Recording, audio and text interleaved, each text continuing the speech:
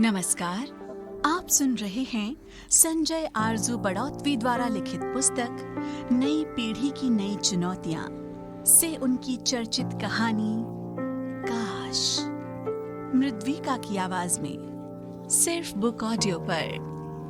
कहानी काश। एयरपोर्ट पर चेक इन काउंटर पर खड़ी नंदा से एयरलाइन असिस्टेंट ने कहा, मैडम, आपका लगेज 10 किलो एक्स्ट्रा है।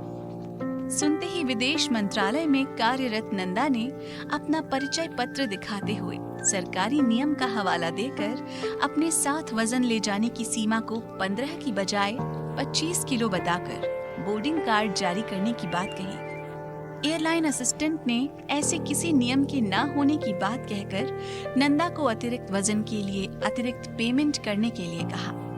नियमों की जानकार नंदा अपनी बात पर अड़ी रही। लाइन में लगे अन्य यात्रियों की सुविधा को देखते हुए एयरलाइन असिस्टेंट ने मामले को शांति से निपटाने के लिए अपने अधिकारी अभिजीत को बुला भेजा। कुछ ही मिनटों में एक स्मार्ट और लंबी मूंछों से सुशोभित लगभग 50 वर्षीय अधिकारी, जिसकी ड्रेस पर नाम अभिजीत लिखा था, अपने तर्क को पेश करने के लिए नंदा के सामने खड़ा था। नंदा, जो कि अपनी फ्लाइट का बोर्डिंग कार्ड लेने की जल्दी में थी, ने अभिजीत को एक बार फिर अपना परिचय पत्र दिखाते हुए कहा कि वो भारत सरकार के विदेश विभाग के मंत्रालय में काम करती है, जिस कारण उसे विदेश जाते समय 10 किलो अतिरिक्त वजन ले जाने की विशेष अनुमति है। अनुभवी अभिजीत ने मामले की गरिमा को देखते हुए नंदा का टिकट बड़े अदब अपने हाथ में लिया और बोला, मैडम, आप निश्चिंत रहिए, आपकी फ्लाइट जाने में अभी बहुत समय है। कृपया साइड में आ जाइए, मैं आपके लिए अलग से व्यवस्था करवाता हूँ। नंदा, जो कि अभी तक थोड़ा गुस्से में थी, अभिजीत के शब्द सुनकर थोड़ी शांत हुई। अभिजीत ने बोर्डिंग कार्ड पर तब तक नंदा का नाम और उम्र पढ़ तो लिए ही थे, साथ में वो थोड़ा पहचान भी रहा था। नंदा कौन थी? अभिजीत ने नंदा को बड़े सम्मान से अपने ऑफिस में आने के लिए कहा। एयरपोर्ट पर किसी अधिकारी द्वारा इतना व्यक्तिगत व्यवहार देखते हुए नंदा को थोड़ा अजीब जरूर लगा, लेकिन पर्याप्त समय होने के कारण अभिजीत की बात मानते हुए उसके ऑफिस में जाने के आग्रह को नंदा ने मान लिया। साथ ही उसे उम्मीद भी थी कि शायद ऑफिस में वो अधिकारी नंदा की बात को समझते हुए जल्दी ही कोई हल भी निकाल देगा। अपने ऑफिस की कुर्सी पर बैठते हुए अभिजीत ने बड़े आदर के साथ नंदा को अपने ऑफिस में बैठाया और उसकी समस्या का निश्चित रूप से हल निकालने का आश्वासन भी दिया, जिसके लिए तुरंत ही नंदा ने थैंक्स भी कहा। स्वाभाविक प्रोटोकॉल के चलते अभिजीत ने नंदा से चाय या कॉफी के लिए भी पूछा। थोड़ी ना नुकुर करते हुए आखिर नंदा ने ग्रीन टी के लिए हाँ कह दी। इसी प्रक्रिया के दौरान अभिजीत ने नंदा से अचानक एक व्यक्तिगत प्रश्न पूछ लिया, मैडम, आप पुणे की रहने वाली हैं ना? प्रश्नवाचक चिन्ह के साथ अचानक नंदा उस अधिकारी को देखती ही रह गई। नंदा ने आश्चर्य भरी निगाहों के साथ हाँ में गर्दन हिलाते हुए उल्टे अभिजीत के लिए ही प्रश्न दाग दिया, जी हाँ, लेकिन आप? नंदा के इस प्रश्न को सुनकर अभिजीत के चेहरे पर फैली खुशी अचानक आत्मग्लानि और कुंठा में बदल गई। अभिजीत के चेहरे पर हुए इस परिवर्तन को देख नंदा अचानक बहुत से प्रश्नों से एक साथ घिर उठी। नंदा अभी तक अभिजीत की तरफ प्रश्नवाचक दृष्टि से देख ही रही थी कि तभी अचानक अभिजीत बोल उठा, मैडम, शायद आपने मुझे पहचाना नहीं।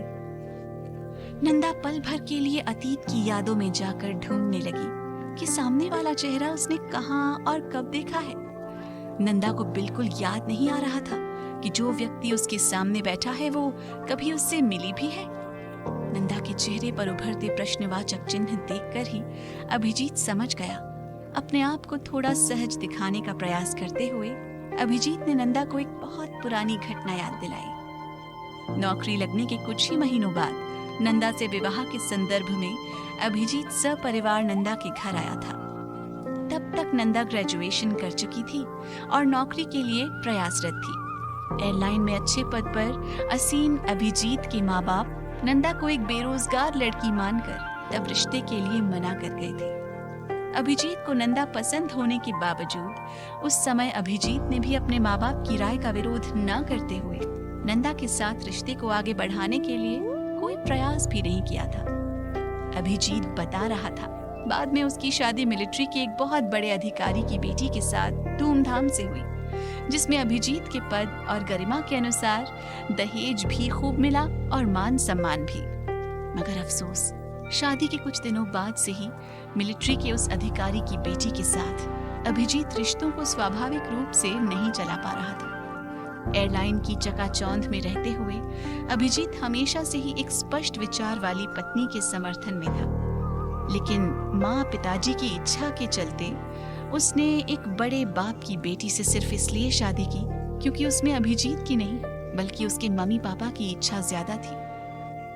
मगर जीवन के कुछ निर्णय ऐसे होते हैं जो एक बार ही लिए जाते हैं। कई बार ऐसे निर्णयों की परिणति व्यक्ति तमाम उम्र अपने साथ लेकर घूमने को मजबूर होता है। अभिजीत भी अपनी उसी परिणति के साथ आज नंदा के सामने बैठा था, आंखों में मलाल और चेहरे पर दुख की भावनाओं को छुपाते हुए।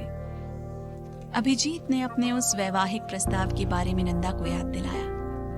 विवाह योग्य युवक युवती के जीवन में अक्सर इस तरह के अवसर एक से ज्यादा बार आते ही हैं और अक्सर लड़का और लड़की दोनों के मन में कहीं ना कहीं ये यादें रह भी जाती हैं। मगर जब तक कोई याद न दिलाए, ऐसे पलों को कोई याद भी नहीं करना चाहता। इन्हीं पुरानी यादों को टटोलते हुए कुछ धुंधली सी यादें अचानक नंदा के मस्तिष्क पटल पर भी उभर आई थी। नंदा, जो कि वर्तमान में 2 बेटों की मां होने के साथ साथ उसी के विभाग में कार्यरत एक अधिकारी की पत्नी भी थी, ने यादों को अचानक पीछे छोड़ते हुए अभिजीत को थैंक यू कहकर मुस्कुराते हुए पूछ लिया, अच्छा तो आप वही अभिजीत हैं? नंदा ने व्यावहारिकता निभाते हुए अभिजीत से पूछा, अभी कैसा है आपका परिवार? पुरानी यादों के साथ एक बार फिर बैठे अभिजीत ने सामने बैठी नंदा को अपनी पारिवारिक जीवन की यात्रा थोड़ा झिझकते हुए ही सही मगर कह डाली। अभिजीत वर्तमान में 2 बेटियों का पिता होने के साथ साथ एक ऐसी पत्नी का पति भी था जो डिप्रेशन से ग्रसित थी। अभिजीत बता रहा था किस तरह से कई बार उसे अपनी ड्यूटी छोड़कर घर भागना पड़ता है। उसकी पत्नी की डिप्रेशन की इसी बीमारी के चलते पूरा परिवार परेशान रहता है। उसकी दोनों बेटियां भी अक्सर अपनी मां की सुरक्षा को लेकर चिंतित रहती हैं, जिस कारण दोनों बेटियों ने शहर में रहकर ही अपनी पढ़ाई पूरी करते हुए मां का ख्याल रखने के लिए अपने करियर तक को दांव पर लगा दिया था। अफसोस जताने का प्रयास करते हुए अभिजीत ने धीरे से नंदा के साथ अपने संबंध के ना हो पाने की ग्लानि का इजहार आखिर कर ही दिया। अभिजीत की पारिवारिक परिस्थितियों को समझते हुए नंदा चुप थी।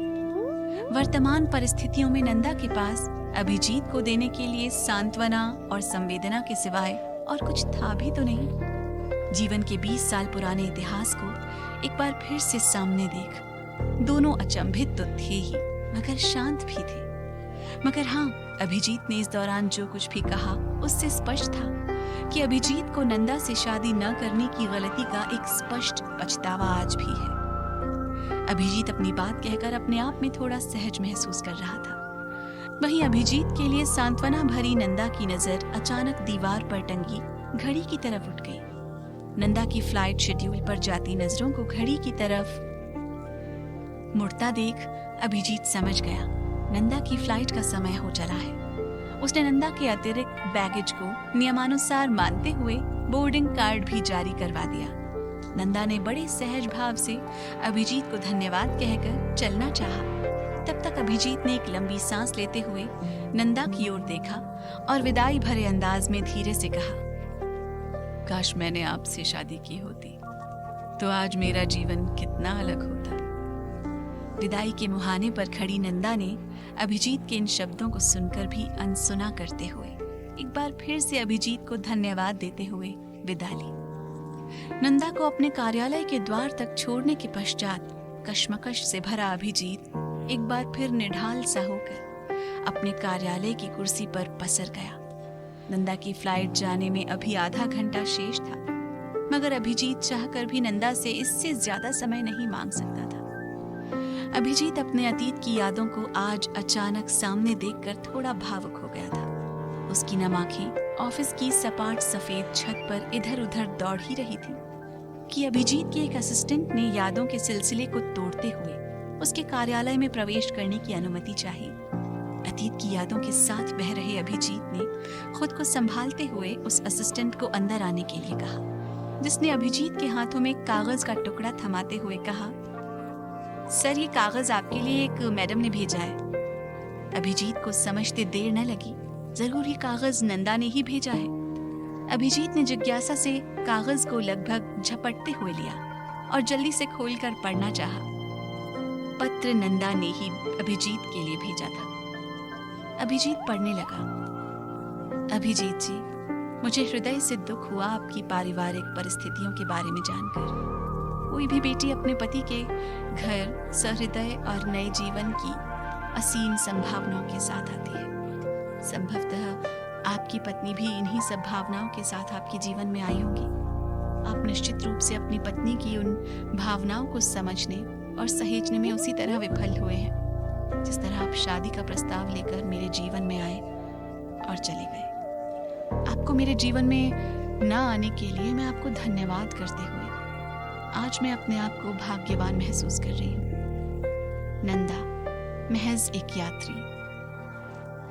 कागज के उस टुकड़े के कुछ शब्द धुंधले हो गए थे। अभिजीत की नम आंखों से कुछ बूंदें उस कागज पर जा गिरी थी। निढाल अभिजीत के रूंधे गले से बस एक ही शब्द निकल पाया, काश। आप सुन रहे थे संजय आरजू बड़ौतवी द्वारा लिखित कहानी काश।